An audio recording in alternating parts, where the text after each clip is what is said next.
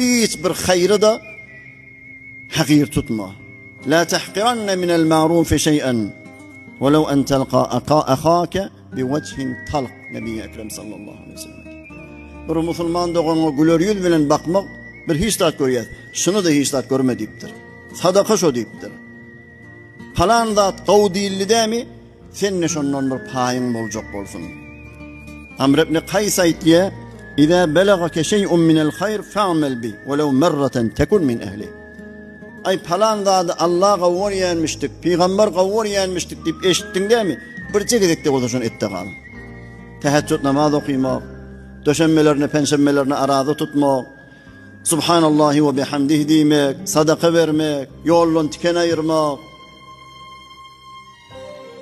Neme zadı şeriat Allah, Hudayo, peygamber qavur ya deyip eşittin değil mi? Hadda agalle olsa bir gedek şunu ette qal. Sen ne şondan bolan. Kıyamatta sadaka ver elle tursun neysen sen ne şondan bolarsın.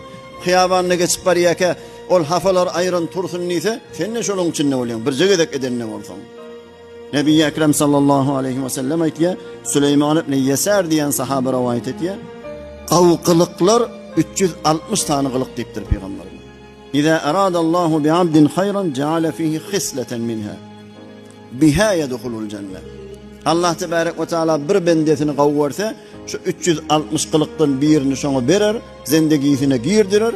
Şu bir cesany qaw qılık bilen beheşte girer diýip.